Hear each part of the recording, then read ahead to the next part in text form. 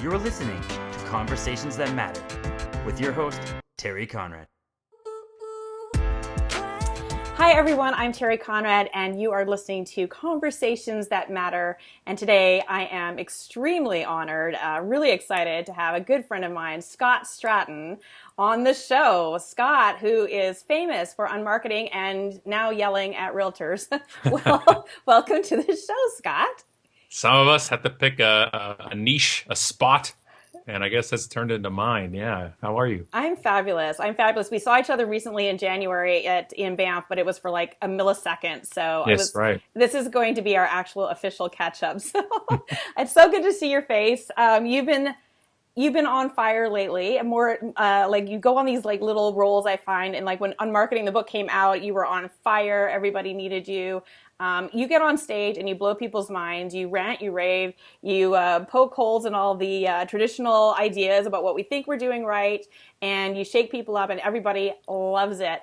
Let's start with how you got here. So to maybe tell anybody who might not know you, who's living under a rock, can give them a little background story about who you are and how you got to this place. There's people who don't know who. I know, it's shocking. I know. So, born and bred Canadian and a proud one.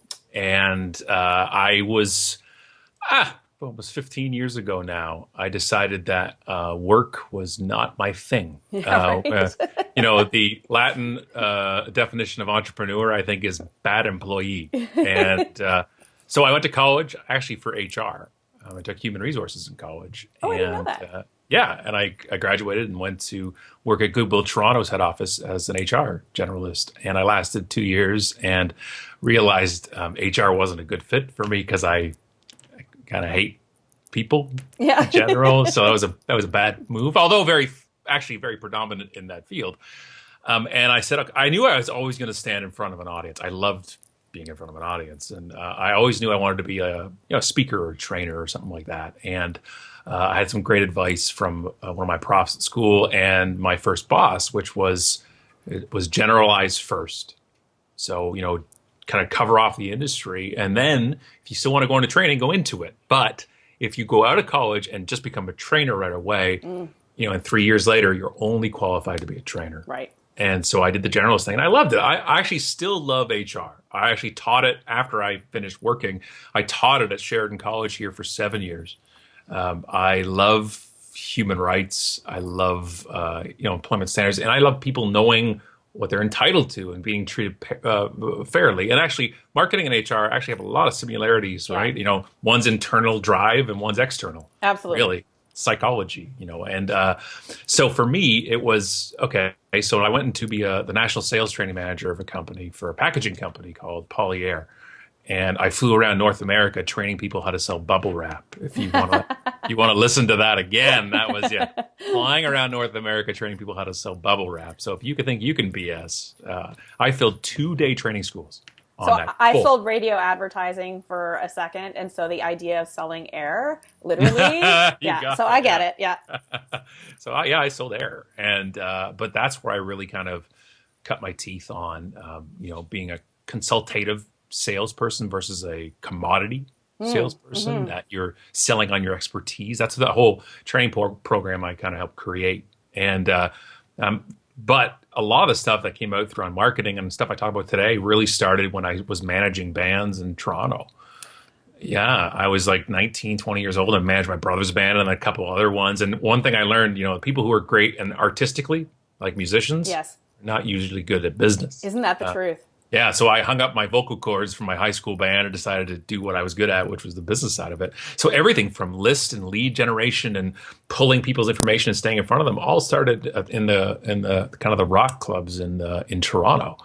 I was going to write a book because everything I learned in business, it was from like the Horseshoe or Lee's Palace or the Opera, like all these famous venues in Toronto, because it was huge. There was bands flyering and postering up, light poles and construction walls and being torn down an hour later. Yeah. But that's what they were told. I asked the guy, like, why are you doing this? And he's like, because that's what you do. And I'm like, which has transferred greatly to today. Isn't that interesting? Total groundwork for you. I still fall back on it now. And so I did that. I did the training manager stuff for a couple of years. And I said, it was one of those things where I was traveling all the time. And, because we would actually not necessarily train our staff. It was our distributors of the product to how to then sell the product. And the whole theory was if we taught them how to sell our product well, they would sell it. And it worked. But so my son was about to be born. And so now this is 14 years ago. He turns 14 in August. And Wow. I went to the president of the company and I said, and he's like, sit down, Chris. I don't know why he called me Chris. And I said, look, I don't want to travel like this and also have to be at the office 40 hours a week. My job isn't office based. And I said, so I'd like to work from home. My son is born and I'll still do the travel and still do the training, which I was amazing at. I was terrible at everything else at work, but I was incredible in front of a room. And he's like, I don't think we're ready for this telecommuting thing. And I said, well, if we don't do it, I quit. Yeah. Because this is more important to me. And he said, well, that won't work. So we'll see you Monday. And I said, nope. Wow. And I left. That's the last real job I had. And hindsight, I had 64 cents in the bank. And I took out a line of credit and 2 credit cards. And I haven't regretted it since. Isn't that amazing? And so, 14 years ago, though, 14 years ago, that really was sort of, ahead of the curve, right? Like there wasn't a lot of virtual workers yet. No. And that was like the term telecommuting wasn't even barely out in the surface. And it was this whole kind of, well, the only people that can do that are, very, very specialized people. And working from home was a get rich quick scheme. Right. Really, that's really the only term it was being used at. And I just said, no, I'm not going to go. Really, it was like I was going to say I wasn't going to go 15 years from now and say I wish and like this is like now almost. I wasn't going to sit there and start singing "Cats in the Cradle" and wish I took that. Nobody's ever going to regret spending time. No. Oh my gosh. So true. Right. So I said no, and I walked out. But when you don't have a safety net, you try real hard not to fall. Yes. You know what I mean? Like it was just like, it wasn't like a nice to have, try to do. And before that, though, I had started building kind of the consulting side of it. I started building my list before I needed it. So when I jumped, I had kind of a whole world of people sitting there waiting. And I built up a training and a coaching kind of roster immediately. And I was like out of the gate and boom. And then 9/11 happened. Wow. And I lost all the clients, and obviously, in comparison, it is nothing compared to what happened in the world. But my entire business just went to zero. Right. And so that was a real learning, process too. Was to see, what Owen was 17 days old. Wow. And it was on my lap when I watched CNN for 11 hours, and it was just like, okay, now what? Now what smart? Now what are you gonna do now, smart guy? What are you gonna do? You could walk out of your job when you had this whole roster, but again, when you don't have the safety net, you figure it out. And so we went into debt, and that was what I knew. I had faith in what I did, and 14 years later, it's never like this. I was just gonna say, I have that. I literally had that picture in my head of the squiggly success line. Yeah, that's a huge thing, right? It's a whole that goes off, and that's what it is. And now. And now I'm at the point where I do keynotes. So I'm one of the few people in the speaking industry who makes a living speaking. Mm-hmm. And 4 books later, and the unpodcast, that's what that picture on the wall is of the show. And we had a great sponsor. Yes. And I do 50 keynotes a year that I love. And so I'm a 14-year overnight success story. Exactly. Now. Yeah. There's so many different directions we could go in. Maybe quickly, let's touch on, because we were talking about the struggle of the entrepreneur. What mistakes do you see entrepreneurs making? Like how because the struggle is, you do think you're leaving the job and you're going to work for yourself and you have all this freedom. But the joke is, of course, that you end up working all the time. You never stop. Yeah, you never stop. You can't fire yourself. You can't quit. I deserve to be fired many times, but my boss is really nice to me. So he thinks I know what I'm doing. But I don't know how to say this properly, but I don't think you can be taught to be an entrepreneur. I think it's either in you or it's not. Mm-hmm. And that by, I have all the symptoms of an entrepreneur. I never stop thinking about the stuff I love about business. And if you wake up at 3 a.m. to write something down, Yeah. you're an entrepreneur. Right. You know, and like that was, I have a problem with authority. You know, I have all these type of things. Like it's all the ingredients of it. I'm not sure. I just think that people love the idea Yes. of being one. They love the idea of that be your own boss, and making potentially unlimited money, but they don't also realize there's underneath that, there's the unlimited depth that you can go at as well. But the other side of it, for the people who are entrepreneurs or want to be, and they're like, they just don't obviously, and they're being smarter than I was at the time. So they have that kind of false sense of security of the job, that it's like, it's gone like that. Yeah. And, you know, back in when we were young, our parents could have a job for life. And, you know, when you're growing up in my area, your job was to get it with Xerox or at the Ford motor plant. Yep. And you worked for forever. And, you know, I get asked last week, would I talk about the millennials or the Generation Z or whatever the hell they're calling it now. And I'm like, what? They're different. Their workplace loyalty is different. And I'm like, we grew up with our parents getting fired. Yeah. From their lifetime jobs. Why? And you think that's a chip on our shoulder? You're damn right it is. Yes. And we're in the generation of entrepreneurs because out of necessity. I agree. Right? That's a really good point. I mean, nothing's stable anymore. I mean, I've gone through a divorce, and that's where my perspective totally shifted gears. It's like I had completely just trusted that I would always have that. Yeah. And then when it went away, everything shifted for me. And it was probably a really good thing. It's kind of what forced me into kind of what I'm doing now, which I love. But you don't see it at the time, though. You hell never. No. And I used to be in HR, and my job was to hire and fire people. That's HR's job. You start and you end, and that, like, it's your job is to keep good people and fire the ones who aren't, and sometimes fire the ones who are good. And I was at Goodwill, and I was the guy who started doing all the layoffs when the economy was changing, and I got the nickname the Grim Reaper. I walked into a Goodwill store and I locked the door. Oh, jeez. Like I'm going straight to hell. Like I fire people from Goodwill. Oh my God. Like that was, but I knew how to do it. I could do it. And there's a art form and a compassion also when you because you are, which is also why I love HR. It's the only area of a company to me that changes lives. Mm-hmm. Good and bad. And you can handle both of those properly. And I just couldn't do it anymore. Well, I think that's work though, isn't it? It's like, it is your life. You spend all of your time working. And so we can't, like, everybody tries to compartmentalize work and life. And I don't think you can. It's all the same thing. And so HR is huge to me. I've always had a real interest in HR as well, like the internal workings and how to keep people happy and how to identify, what are their strengths and where can we put them where they're doing the work that they're best at. Right. And sometimes it's not the role they came into the company at, my dog's barking. My first, ignore them. They're protecting nothing. So my first website, when I opened the company, the actual site is called Work Your Life. Work Your Life. I love it. Which was your work is your life and your life is your work. And if you try to, like you said, compartmentalize them, but it's lunacy. Yeah. And I just didn't want to wait to enjoy things until I was retired. And that retirement age just kept bumping away. Right, it was like Freedom 55 turned into Freedom 65, which turned now into Freedom 78. Yeah, well, 55 sounds like scary close to me. Like, I'm still a teenager, for God's sake, in my mind. Yeah, you and me both. I just don't like. I just turned 40, like 2 months ago, and I don't know what's going on. Yeah, like, it's just like, what are you talking about? 40, like that to me, 40 is like official, adult. 40 hit me hard, actually. Yeah, 40 hit me hard. I did Vegas, so it kept me. I'm still recovering, and but it was a point of me saying, you know what, I'm at 40 now, and I'm so happy. 15 years ago, I made that decision. So when I hit 40, it wasn't like, okay, now I should start thinking about what I want or need to do.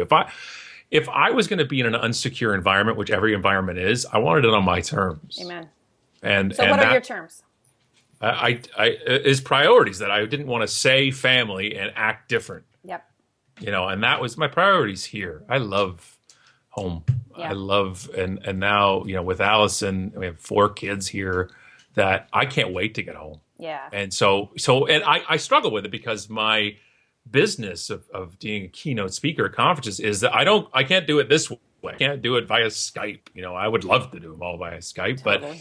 But I am on the road for 50 events, which equals to about over 100 days because of traveling the day before and sometimes waiting the day after. Yeah. But out of 200 and plus days of the year, I'm home. Yep. Fabulous. And you get to do the work that you love and that you absolutely shine and rock at. So on that note, let's talk a little bit about, because you mentioned earlier, like how you said you've been working with a lot of the major real estate brands and you listed them all off. Why don't you tell us quickly which ones you've been working with and maybe give us some highlights of some of the stories that have been, resonating. I saw you on Periscope. I have to share this quickly. Saw Periscope come up. I think it was, maybe Chase Thompson or somebody sent me, hey, you got to watch Scott. Yeah. And so I pull it up and there you are talking about you just have bought your own house. So you'd gone through your own transaction recently. And so you had a few ideas about what should happen. Maybe you want to share that. Yeah, I've done, just in the past 6 months, I've done the whole thing, the circuit, Royal LePage and Remax, Century 21. And I ended up doing 9 Royal LePage events in Ontario. And the funniest, if you want behind the scenes of one of the gigs, I'm in the bathroom before I go on stage, Royal LePage in Ajax, Ontario. And 2 guys come in, and I'm in the stall. They don't know I'm there. And I hear, do you hear how much the keynote is making for this gig? I could do it for half as much and be twice as good. And I'm just like, you want to get into my talk? Yeah. That's how you get into my talk. Yeah. So I just be quiet. Yeah. I get up on stage, 250 realtors in the room, like, so I have a different opening than I was planning. You'll never guess what happened in the bathroom. And I said this story, and I said, so, mystery man, I have a copy of the Unselling, the new book, just for you. I'm going to leave it on the podium. And I just stood back and crossed my arms. And the whole audience at the same time went, oh, that's Jeff. They'll do. And Jeff got up with his head down, walked up, took the book, sat back down. Awesome. I'm like, it's just like you wait your whole life for that moment. So that was good. So it's been incredible. And originally I thought, and Alice and I have been talking about this, where it's like, I don't know why they keep asking you back because you get so angry. And I said, well, the difference for me is that my anger comes out of places of passion that I don't hate realtors. I hate bad real estate. Yes. You know what I mean? I hate bad real estate marketing. And I think why I get so angry with the whole industry is that it is the number one industry that's based on trust and the ability to connect and community. And community is the world to me. That's part of my HR world background. Yes. Community, raising each other up, and you're screwing it up by trying to exponentially do this and do this and automate it all. And let's do systems. And I'm like, you can't rush relationships. You can't rush trust. There's no shortcuts to authenticity to me. And it's just this mad gold rush. And so when I get on stage, I got nothing to sell.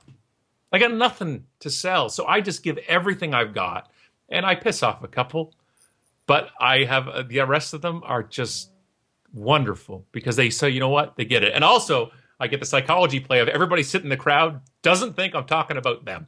Right. Everybody's like, oh, that's Kelly. Yeah. You pinned her. That's perfect. That's Kelly. And like, no, it's all of you. We got to look in the mirror. All right. So tell us, what are the top 5, don't do this, it's the worst thing you can do. Top 500 or 500? Sure, pick a few. So for me, there's difference because I don't think there's a difference in the world of virtual versus in person. That I think the same rules apply. That don't be that guy at the networking event that walks up and just shoves your business card in everybody's face and then takes them all and then adds it to their newsletter. Right. Okay, my giving you my card is not an opt-in for your crappy newsletter you put out once a month.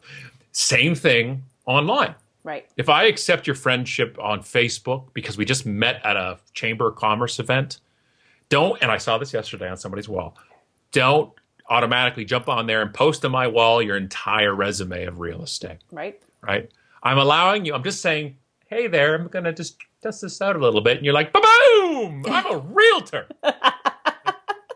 I know you are, jackass. It says it in your profile.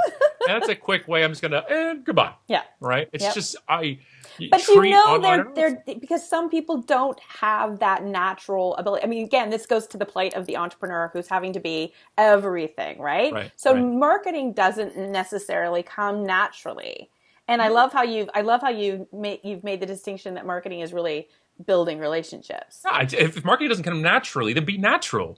I like it that marketing doesn't come naturally, people. That's the point. That's why I wrote Unmarketing 6 years ago, was to say that authentic, of natural marketing, the one that you feel in your guts the right way to do it is the right way. Right. The problem, and why real estate's the poster child for it, is that they take the system always, and say, this is how you do it. And everybody's like, I don't like that way. They're like, do you want to be successful? Correct. Then you need to do it this way. You have to model success after these people. Yes. And it's not the case. You know where there's money in real estate? Where? Selling people how to make money in real estate. That's where the money. That's the problem to me, is that everybody's selling the system, and you pick the name and pick the person, and that's the system. And they're like, well, I guess if I want to be successful, I have to do it that way. You don't. And the example is how we just bought our house. Okay. I told you, I just turned 40. Yep. Never bought a house. Always rented, because I've moved to Toronto, I've moved houses. I've moved like 4 times in this town. We finally said, Allison and I said, okay, look, we amalgamated families. We merged, and it was a hostile takeover. And we're like, TMI. Yeah, there's 6 people and 4 animals in this house. We need something bigger. Yeah. We live in East Oakville, which is, always number 1 or 2 in the country of being the most overpriced real estate there is. Yeah. But we love it. Love it, love it, love it. Safe. It's wonderful. I've grown up here, everything. So we're going to eventually look for a place. But before this, I go and talk to, like I said, a bunch of real estate events. And I'm telling everybody what to do, what to do to get my business. And I told them, so I'm at the local real estate board event. And I tell them, this is what you do. And the only thing you cannot do today is give me your card after I'm done talking. But here's how you do it. And I told them all, and I walked out knowing full well the majority, if not everybody, will never do anything with that information. Oh my gosh, so true. That's what keeps me in business. Yes. That's why I can keep talking and do the same talk. Yep. So I leave, and one realtor there, his name is Petrus. Petrus sees it and says, you know what? I'm going to get on Scott's radar. One of the things I say at the talk is if that you want word of mouth, you have to do things worth talking about. Mm-hmm. So he's like, okay. And he's new to the area. He's been here 2 years from South Africa. Wow. He doesn't move from one town to the next. He's brand new to the country. And he's like, I got this. So he goes and researches me. I'm fairly open online. I've got all this thing. You can learn a lot about me. So he watches and listens to the podcast. Right. And then he realizes, no, we don't only have the unpodcast. We have the Vegas 30, which is Vegas for people over 30, right? The tagline is too old to stand in line. Yes. But too young to retire to the bingo hall. So we love Vegas. And so we said, let's do a show about something we love. And so we talked. We did like 15 episodes of it so far. He listened and he watched it. And he realized one of the things we said about it in the actual episode was we talked about a place called Ronald's Donuts. It's an independent donut place in Chinatown in Vegas. You'd never know it unless you knew somebody in town or you went to Yelp, because Yelp, they had 143 reviews. Wow. All 5-star. Holy Hannah. So we went there because we were doing an event in Vegas. We needed to bring donuts for a workshop. We were going to order like 60 of them or something. And it blew our minds. So we talked about it on the show. Yep. The next week, on our front door step, I open it and there's a pink box. And I open it up and there's a dozen Ronald's Donuts on our doorstep and a letter from Petrus and a card that says, we hear you like donuts. Awesome. And I'm like, ah! And I just start eating them. And Allison comes out. It's like, what's going on? And I'm like, free donuts. She said, are you eating random stranger porch donuts? I'm like, that's the best type. And I'm eating these donuts and I'm awesome. But here's the thing. Petrus doesn't show up the next week and knock on our door and say, how are the donuts? How about that house? You ready? Yeah. He doesn't do it. So the initial opening of the door, perfect. And he didn't realize, but that day we were going to the studio to record the unpodcast. So I bring the donuts with me, and guess what story I tell? And I tell the story about his Petrus, the donut man, we called him. That's awesome. So we ate the donuts on the air. We talked about him, and then he puts us on his list. But here's the difference. I have no problem with a lead or a contact management system or software. Right. I think it's smart because it keeps you on top of everything. Yeah. But he uses it as a guiding point for him. His reminder comes up, and that month he then comes out and delivers in our mailbox, doesn't knock, doesn't ring the doorbell, doesn't request a coffee. He puts the glossy Sotheby's magazine in there about interior decorating, beautiful magazine, and a letter in there with the local area houses that have been sold. And it just kept in front of us with quality. We connected on Twitter. We talked nothing about houses. Yep. And then fast forward to this is last year he did it. Mm-hmm. Understand that real estate's the long game. Amen. Okay. Yeah. Relationships take time. Mm. Last month, we realized we got to find another place. So I said, Allison, let's look at it. In the next year, let's buy a house. Which means tomorrow we'll probably buy a house because once you start looking, what happens if you find the place? Yeah. Well, I hope it's up still next year. Yeah. So we're not going to. So we go down 2 blocks away. We go down to straight right here and we look at a house. We're like, well, we'll take it. We walked in and the agent's there and she's very excited we don't have an agent. And I said, okay, so we need our own agent. So we call Petrus. Yeah. And like, I think we dialed his number and I looked and he's like there. Like, it was just so quick. He was ready to go. And then he went full steam into awesome realtor mode. Yep. And then we ended up not getting the house 4 hours later. It was like done and finished 4 hours later. And we lost to the other bid. Yep. And it was almost the quickest real estate commission from signing the client to buying in history. But the next week, he says, look, I got this listing. It hasn't gone public yet. But he does all of his research and his work. And we go, and Allison goes and sees it because she's the front line of defense. She goes and sees it. She calls me from there and says, you got to come see it. So I go over there to see it. By 11 o'clock that night, we bought the house. Yeah. It was and so I said this story. I said, the second house we ever saw, we bought. In the event last week, I was speaking at to realtors. When I said that, they broke out in mad applause. Apparently going to the second showing is not very often that people just already buy. But here's the thing. He didn't lock us in at the first house to be his representative for the next 6 months or year. He says, look, if I don't do this well, why would you stay with me? He had full confidence in his abilities. And so we bought the house. And he was perfect with it because he was great. You know, he got the lawyer reference. He got all this type of thing. The home inspector he arranged. All these things arranged. He did incredible. And you know what I realized after this, Terry, was how the hell do people do this without a realtor? Honestly. Amen. I am a preaching choir member. Awesome. of and I said this last week at an event again, and they're all freaking out. And I'm like, the people that do this FSBO, the for sale by owner type of stuff, I'm like, you got to be bananas. Well, he paid his weight, and when we sell, we're using them. Yeah. And we're going to buy a condo in Vegas, probably the next couple of years. Awesome. And he's going to then connect us with a Sotheby's agent in Vegas because he's part of Sotheby's. And here's the fascinating part. I had no idea Sotheby's did real estate. What? I thought they were an auction house that sold Fabergé eggs to rich people. Well, yeah. They don't have much of a presence here. Right. So this is the thing. He beat out all of the lead brands because he was the brand. Interesting. This is very interesting because I am actually going to be facilitating a panel with some of the top leaders in real estate day after tomorrow. So I have Budge Husky from Coldwell Banker, and I have Elton Ash from Remax, and I have Century 21, and I have New York Times on my panel. Nice. And we are discussing brand at a global perspective, right, and the importance. And of course, many of these guys really struggle with the individual agent competing against the national brand. They want them to buy in and, partner with the national brands. And it's a delicate situation for me because, of course, I feel for the agent who's out there trying to differentiate and get noticed and get business. We have that here, yeah. We have that where the big leaders here are. They're part of the name brand, but they're their own brand.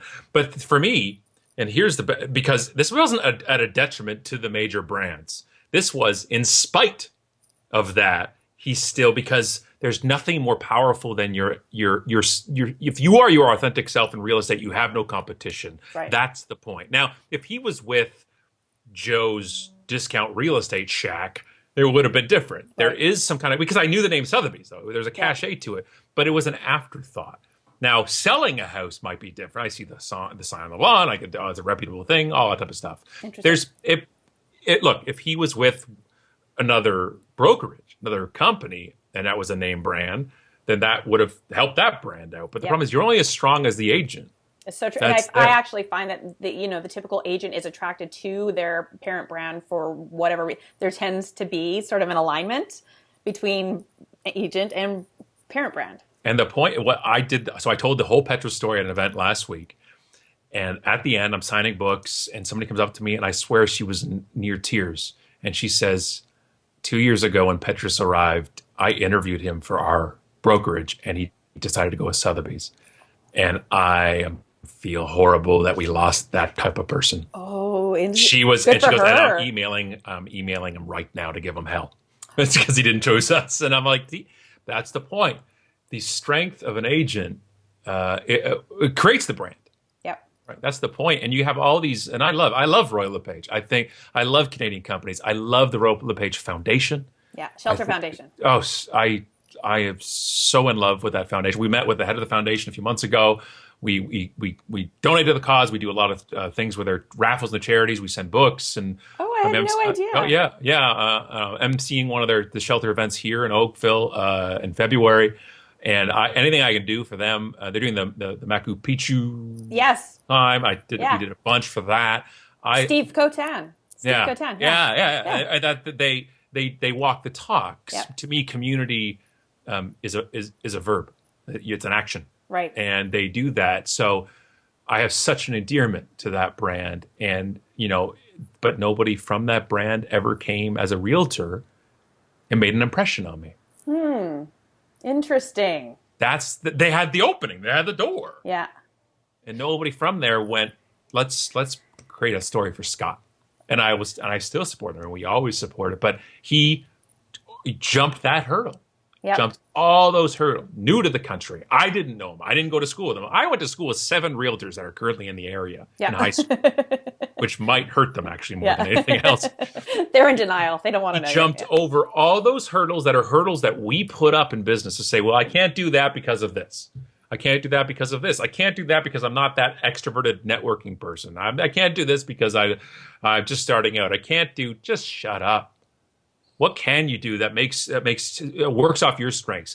People say, well, you have to do video. If you don't like doing video, then don't do it. Mm-hmm. Right? That's what I mean. There's no tools that fit everybody. If you want to do something and it's not something you think you can do well, then you get somebody to do it. Amen. Yeah, totally. That's the point, is that you just can't. I've never been one to improve weaknesses, nor am I to admit them. But I've never been one to improve a weakness. I want to heighten my strengths. Yeah. I'll outsource my weaknesses. My assistant has worked for me for 10 years as of last month because she does everything I don't or can't do. Right. Brilliant. And now that's an interesting thing for real estate too, because I think there's so many people in real estate who do try to do it all, and they can't possibly do it all well. I mean, you're talking about sort of the Marcus Buckingham philosophy, which is, forget about, outsource your weaknesses. Yeah. And so what would you think, are the number one things that, realtors do truly poorly that they should get help doing? Well, I think it's anything that your expertise doesn't come into, where it's building relationships, and it's that using your brain. Yeah. You don't, for me, it's the admin side of it, the paperwork side of it, the culling the email crap out of there. It's you're working with the lists. It's even some of social. I don't think all social should be somebody else's job. I think that social should be your voice. Yes. But you also, here's the difference. You got to be careful of your gatekeeper. Because that frontline person is the first contact. Yep. And I'll give you an example. So we're in Vegas last year, which we commonly are, and we're driving around. We pull up Trulia on our phone. We're like, the housing prices are like, I could buy it with my debit card. I know, they're so cheap. Right? Yeah. And so we're like, we might get a house here. Let's look. Yeah. And we're driving around, and it's a gated community, so we can't get in. And we're like, we really want to see it. So Allison phones. Begrudgingly phones because we don't want to use the phone. I know realtors want to use the phone, but we don't. Yeah. She calls, and the gatekeeper of that office answers. And Allison's like, we'd love to go see this house at this address, but we can't. There's the gate. It's closed. And could somebody come out for us? And the person on the phone says, and I quote, "Are you ready to buy now?" Wow. And Allison's like, are you worth it? Yeah, I beg your pardon? Yeah. Are you ready to buy now? And she's like, you mean the money out of my handbag now? Is it immediately? We're looking. Well, we can't just send people out like that. Wow. But here's the rub. The realtor who is the listing agent for that property will never know we called. Yeah, that's crazy. Because that person was hired to get rid of tire kickers. Right. Be careful of getting rid of tire kickers, because sometimes they buy the car. Right. Right? You got to have it to the point that how many calls do you think you get that are tire kickers that are just out to waste your time? And I realize at some point those people are still valuable when it comes along the lines. So I would have people doing those things. I know, because I saw how much Petrus worked with us. He was at our house at 11 at night. Like, I'm like, God love you people. I would never be able to do this. But he did it. He was on call at any time. And to do that and to service your clients that you currently have well, you can't also be everywhere else. So you need a good person to be that front line. Mm-hmm. Mm-hmm. And that's what I mean. It can't be warm body syndrome. It can't be, well, that's what we called it when we were doing it in the hiring days, which is getting somebody. That's the worst thing you can do. And I just think that also, but don't then, spread yourself too thin, especially digitally. If you have Facebook, Twitter, Instagram, and this, and you're hitting Periscope and you're doing all these things, well, those are all your front door. Yep. And I don't think that trying to be everywhere by yourself is a good move. So I have a question on that note. I'm dying to know your perspective, because from my point of view, things are getting so crazy noisy. We are peppering everything everywhere. I think the amount of content is so much, and because of that, the quality of the content is diminished. It's a lot of just drivel and heard it, seen it, same thing over and over, slightly repurposed. What are you seeing in terms of digital trends and like how to actually stay ahead of the curve and, get some ground? Like what's your best advice? It's, obviously now if like when the mobile Giddin happened, in April or May, when, Google's like, you're going to penalize everybody for not being mobile friendly. Right. If it took Google telling you last month people are using phones, you might want to get some help in the digital world, because this is like a lot. I compare it to like your mom driving in the car and saying, you know what, if you do, I'm going to pull this car over, and eventually she's going to turn the car around. This is Google saying, look, could you make it mobile friendly? Yeah. Could you make and now Google's turning the car around. But he gave you 3 years notice. Like, that's what I mean. So that shouldn't be a trendy topic talking about now that people are using smartphones to access the internet. But one of the specific things that you got to be careful when you're looking at it, because I always say that data is dangerous. So you got to be careful what you're looking at. That people are saying, people are spending X amount of time per day on their phone, but you got to look at saying, what are they doing within that time? And you look at it, and the younger the demographic you go, the more you realize that the majority of that time is spent within the app. So it's an app. It's going to be the WhatsApp. It's going to be Snapchat. It's going to be the Facebook app or the Messenger app. So it's not 5 hours a day on the Safari browser on their phone necessarily. It's that they're within apps doing it. But also understanding that what's shifting is how we communicate, and that you as a realtor, especially, that I know why you want to phone me. It doesn't mean that I want to phone you. So if I send you a text me back. Yes. If I send you an email me back. Mm-hmm. And now I know you want to talk on the phone. I am an old school sales and marketing guy. I know why you want to talk on the phone. Yeah. And sometimes it's just to save time. Yeah. Because you want to ask questions. But then present that to me. Send a text saying, hey, actually, it's going to take a while over text. Do you mind if we just chat for a second? Yep. Give me the offer. But if I text you, because I see on your for sale sign, there's a text to get information number, and I text it and you phone me back, I will hunt you down. and the younger the generation, those kids that I want to get off my lawn, they don't even know what a phone is. Yeah. Like I think if I invented the unphone, like every function possible, data and everything else, but no phone capabilities, it would be a bestseller. Well, it's funny. Somebody said that's like my least used app on my phone is my phone. Is the phone. I hate being on the phone. The only person I talk to on the phone is my mom, because she's earned the right. Yeah. Right. And she still texts me. If I answer the text, she'll phone me right away because she'll know I'm on my phone. I'm like, that's entrapment, Ma. You can't do that. Go, Mom. Awesome. Yeah. But the point is that we have to stay, to me, in the communication vessel that our prospect or client initiates, at least initially, and then go from there. And I've done talks at one of the events in the States I did last year, and I was talking about Trulia. And one of the broker puts his hands up, who's having none of it, what I'm saying. It was like more of it was like the water cooler. It was with Chris Smith. Yeah. So it was actually and Jimmy Mackin. Yeah. So we were in somewhere in the States for it, and I love those guys. And we're sitting around, and one of the guys is like, Trulia doesn't show all the listings. I'm like, no, I don't know that. Yeah. And I don't care. Yeah. I'm a consumer. Yeah. My job isn't to know that part of the industry. My job is to know that it's goddamn more than you've shown me. Right. Because they're not your listing, and it pulls it up. And this is the thing. I read a great article we talked about on the show last week. That was it's that the layer has come back. You know, back in the 80s and 90s, it was the Costco's and the Walmart's getting rid of the middle guy. Yeah. And now the middle layer comes back because it's digital. So, you know, Airbnb is the biggest property renter in the world that owns no properties. You know that Uber is the biggest taxi company in the world that has no cars. You know, all of these places that have no property. Facebook's the biggest content platform in the world, and they own no content. They create no content. Isn't that something? That to me is, and then Trulia, one of the biggest listings there is, and they have no listings themselves. Zillow, yeah. Zillow, exactly. So that's what I mean. Yeah. It made it better for me as the consumer. Well, and it's so true. And I think, again, speaking of noisy, and that curator becomes, and I think this is the agent's opportunity as well, is become that curator, help me whittle through all this crap because there's too much, frankly. That's it. Huge. Yeah.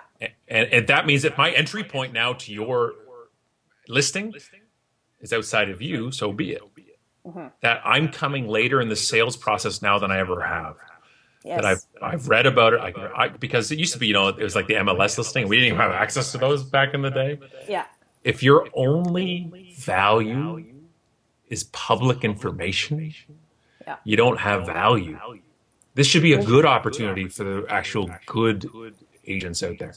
Absolutely. And we've been saying this for years. I think when Zoocasa in Canada came on the scene, there was a lot of pushback. Everyone was freaking out. Oh my God, you're going to get our data. And they did. They were confused. They thought that our value was in the information that we had. And it's not. Like I've been saying for years, it's the context we provide around that data and that relationship and that communication. So I'm in agreement with everything you're saying. And you can deny where the market's going and what it's doing, and the market doesn't care. You know, it's just going to keep going. And that's why I say on stage, I'm getting so tired. I've been saying it for like 6 years on stage, which is, I don't care if you're on Twitter. I don't. And I'm being serious. It doesn't matter to me if you go on it. I'm going to use it until it's not useful for me anymore. Right. I don't want to have to convince you to use it. Can it be a good business tool? Sure. And it can also be terrible. I don't care. I just, the progress goes this way, and you decide, do I want to be on the ride? And if not, can you finish your real estate career and never pick up your smartphone? I guess. Do you want to? Yeah. I don't know. Yeah, well, and I find actually I've been advising quite a few clients in my area around, you know, I don't think, like if you're looking to retire in 5 years, look, don't worry about it. Yeah, honestly. Yeah, for sure. Keep doing what you've always been doing. It's working for you. You can retire happy. Well, because your business is also based on geographic, so it's much easier not have to go beyond those barriers and go out there. Yeah, for sure. But I just think there's so many avenues out there that. But also on the other side, one of the things I like to say to people, which is refreshing for them, is that I'm saying is that you don't have to use all these. Everybody on one side has been telling you have to. And that's the worst way to make. You know, it's a good way to get people to do stuff. Make them feel dumb. Or behind. And we did make people feel dumb, and everyone did jump on, and everyone's doing it now. And now the space is like it's just a lot of crap and vying for attention. How do you think? Like, what's your best advice for us to navigate this noisy space? Like how can we get the most from, how can I make sure I'm seeing Scott Stratten posts in my stream because I actually value that content, but it gets lost in the drivel of all the other stuff who's fighting for my attention? Remember back in the day when everybody who was on Twitter wanted to be there? Yes, I miss those days. Right. Yeah. Well, we met. What was it? Was it social media camp? Was it Victoria? Was it? It was. I think it was social media. I remember. Victoria. Yeah, that's impressive. Yeah, it was the first one. Yeah. Thank you. But it was back then. Was like we all talked about it because we wanted to learn more about it, and it was no have to be there, needed to be there. It was just you got hopped on Twitter, and I'm like, hey, how's it going, Terry? Yeah, I know. I'm like, awesome. It was like the old chat rooms of the old days. Yeah, it was like, and you showed up at night. It was like Norm walking into the bar. Cheers. I was like, "Hey, Scott!" I'm like, "Everybody, how you doing?" And we hung out. Fun. Yeah, it was. And now it sucks, when it comes to all this stuff. And so, how to get above the noise is stop creating noise. Oh, that you sit here and you're sitting there going, why is there so many crappy blog posts? Oh, wait a second. It's 4 o'clock on Monday, which is when I have to send out my weekly post. Yes. What is it going to be about? I don't know. It's got all this pre-written crap over here. Everybody else is sent out. We make the noise. So something like Twitter, when I tweeted this yesterday, people say, well, it's just too noisy. I'm like, it's like you turning on Metallica to 11 and then saying, it's so loud. Yeah. You made it. Yeah. You follow the people that make the noise. So really, at the end of the day, I never look at what everybody else is doing when it comes to content. When I have something to say, I'll say it. And when I don't, I don't. Best advice I've heard in forever. Honestly, it's so simple. It's so simple, but I am a huge believer. And that's why I think, because everybody's like, you've got to be so consistent. You've got to be so consistent. And I'm thinking, do I? Because I know the consistent ones who come into my email are the ones that I know will be there next week. So if I don't have time today, delete. Honestly.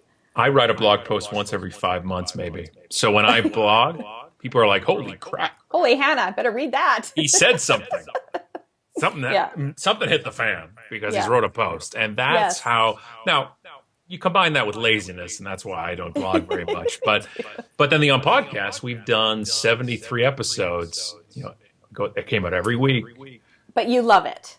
But I love it, and you're doing it for you. Like, you're doing it for you as much as you're doing it to drive. And that's me too with the Conversations That Matter podcast. It's like, really, what a dang good excuse to call up Scott and say, hey, let's have a visit and catch up. That's right. Well, and that's why with the Vegas 30 one we've done, I'm pointing at because it's the other thing on our wall. It's that we've done 15 episodes and then we stopped. So I know nothing about your 30 Vegas. Yeah, go. It's the Vegas 30. Just search it out, and you'll see that we did 15 episodes at the same time as on podcast. We recorded 2 on podcast and 2 Vegas episodes each time we had in the studio.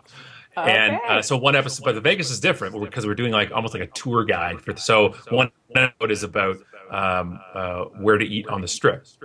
Another episode is where to go off the Strip. Another episode is if you're attending a conference in Vegas.